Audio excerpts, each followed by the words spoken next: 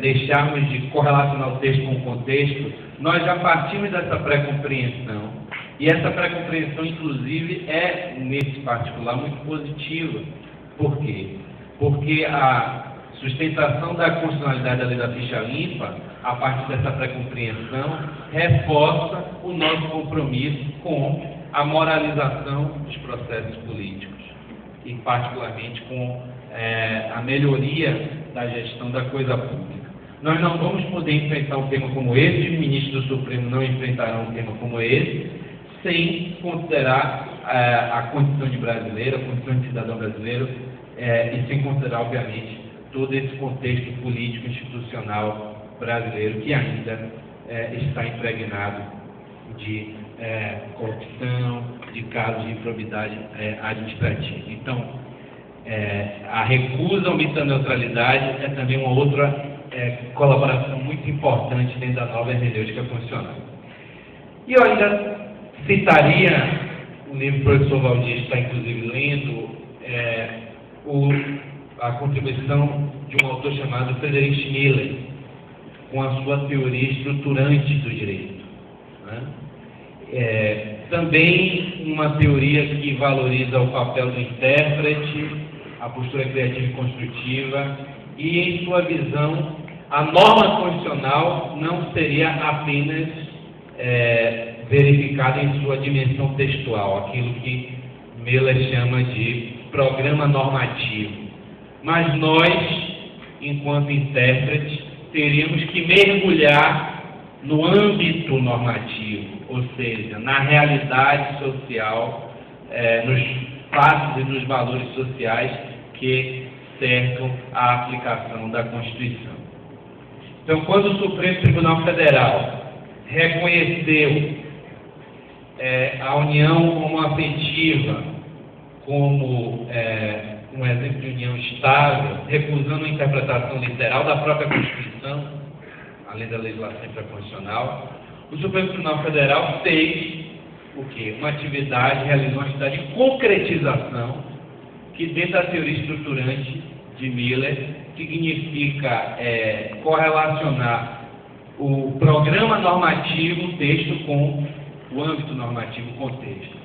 Obviamente, nós não podemos negar que hoje nós vivemos uma sociedade muito mais plural, muito mais tolerante.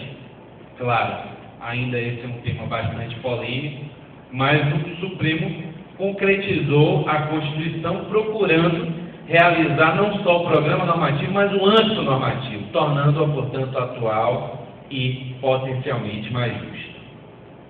Então, esses novos métodos e outros existiriam, foram produzidos após a Segunda Grande Guerra Mundial, a partir desse grande impulso que foi tomado pela hermenêutica da Constituição, a hermenêutica constitucional. Outro aspecto também muito importante dentro da nova interpretação constitucional é a valorização dos princípios.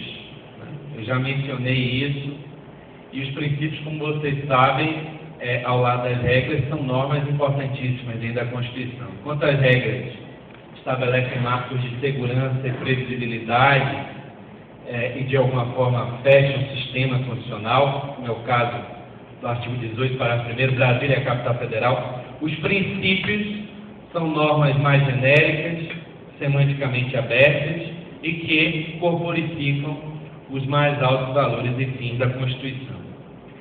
Seguramente, de todos os princípios da Constituição, o mais citado na doutrina, o mais utilizado na jurisprudência, pela sua força emancipatória, é o princípio da dignidade da pessoa humana. Os princípios são, contudo, muitas vezes criticados, porque eles, se por um lado potencializam a realização da justiça, por outro lado, trazem segurança. O professor Carlos Walter acabou de me presentear com mais um trabalho, sua vasta bibliografia, sobre a coisa julgada inconstitucional. O problema da coisa julgada inconstitucional é bastante ilustrativo do que eu acabo de mencionar. Nós discutirmos a possibilidade de uma coisa julgada inconstitucional ou da alteração da coisa julgada à luz dos princípios constitucionais é algo que fere uma ideia mais conservadora do direito. Mas a segurança jurídica não pode ser vista como um dogma absoluto, né? E muitas vezes a realização da justiça passa pela relativização da própria segurança. Indubitavelmente, esse é um tema também bastante complexo, porque alguns críticos desse estado principiológico afirmam que nós estaríamos numa era de principiolatria e a valorização dos princípios traria sempre o risco da grande subjetividade do intérprete e, consequentemente, de um arbítrio desmesurado dos intérpretes e aplicadores de direito, mormente no âmbito do Poder Judiciário. Um outro aspecto também de grande importância, meus amigos, é que a aplicação dos princípios não raros gera a necessidade do uso da técnica hermenêutica da ponderação de bens e interesses. É um outro aspecto que vocês devem estudar, porque na maioria das vezes, não somente um princípio incide num caso concreto. Na maioria das vezes, diversos princípios incidem no caso concreto. E isso gera a necessidade do intérprete estabelecer escolhas. Hoje, na hermenêutica constitucional, fala-se em ponderação de bens e interesses como uma técnica hermenêutica através da qual os intérpretes procuram, diante de uma colisão entre princípios, aferir aquele princípio que possui uma maior dimensão de peso, à luz dos fatos, dos valores sociais, à luz dessas dimensões que eu mencionei, sociológica e teleológica, da interpretação constitucional. Então, por exemplo, vamos supor, né, que um repórter de um jornal resolva retratar uma festa de um jogador de futebol. Esse jogador de futebol está de férias, está em sua casa, com a sua família e resolve beber um gole de cerveja. O repórter sobe na árvore do vizinho e tira uma foto e estampa na primeira página do jornal de grande circulação que o jogador está consumindo bebida alcoólica.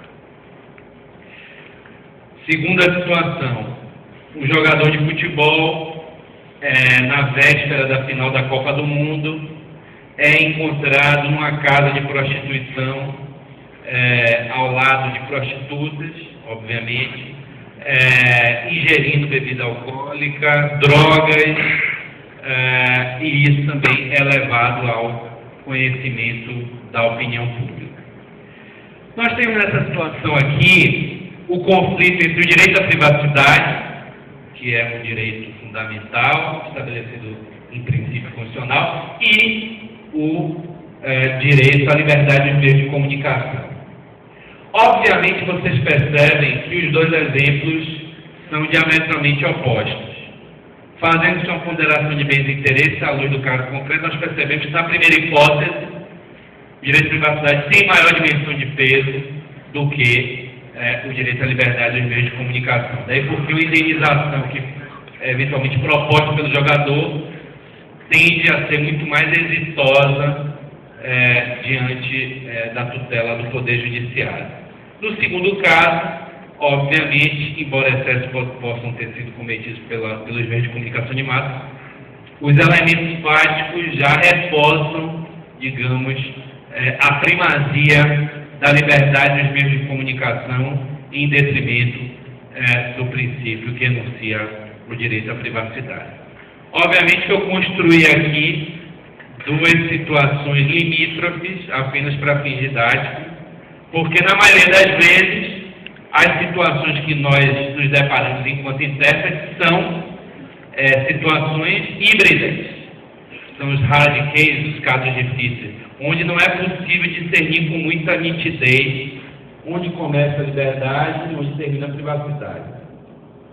Por exemplo, eu não sei discernir com nitidez onde começa a privacidade, onde termina a privacidade, onde começa a liberdade de meios de comunicação, no que se refere à exploração da doença de Reinaldo Giannichini. Sobre a doença do presidente Lula, isso exigiria uma reflexão, inclusive política, que eu não tenho tempo. Mas, por exemplo, quando a revista Veja coloca na capa a foto de Reinaldo Giannichini, eu pergunto a vocês, será que isso é exercício de liberdade de comunicação?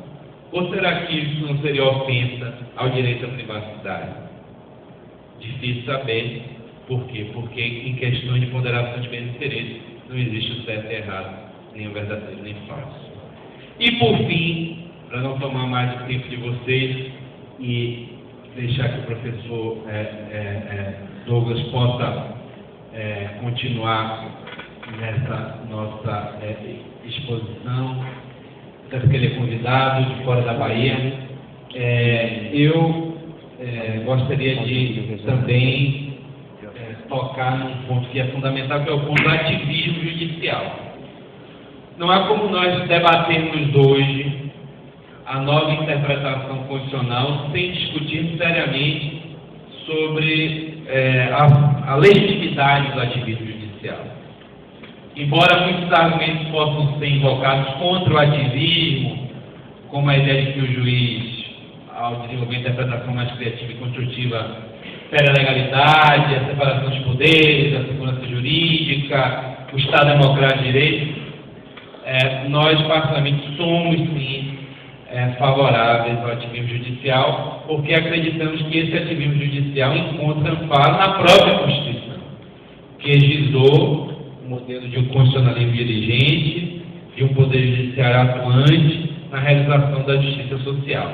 Obviamente, não um ativismo inconsequente e responsável, mas um ativismo guiado pelos princípios e, de alguma forma, também embasado na razoabilidade, né, que é um outro meta-princípio que, se o tempo deixar, também nós trataríamos. Mas nós acreditamos que dentro do neoconstitucionalismo brasileiro não há como nós reproduzirmos a ideia da moderação judicial, do juiz como uma mera boca da lei. Os grandes avanços da jurisprudência brasileira passam pelo reconhecimento da importância desse ativismo judicial, porque, indubitavelmente, hoje o Poder Judiciário tem um papel relevante na efetivação dos direitos humanos fundamentais e na própria materialização da Carta Magna de 81. Tá certo, gente? Então, foram esses os elementos que eu gostaria de trazer, apenas para suscitar reflexões. Tenho certeza de que nada do que eu falei aqui é novidade, né? Vocês estão muito bem acompanhados pelos grandes professores dessa casa, pelo grande mestre Carlos Valder, pelo grande professor e amigo Valdir, professor Laurício, professor Wagner, professor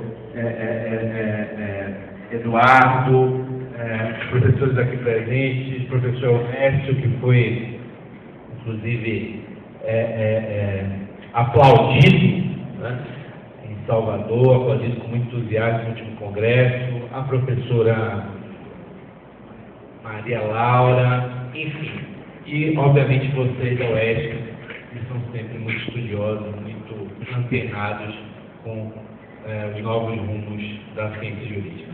Muito obrigado,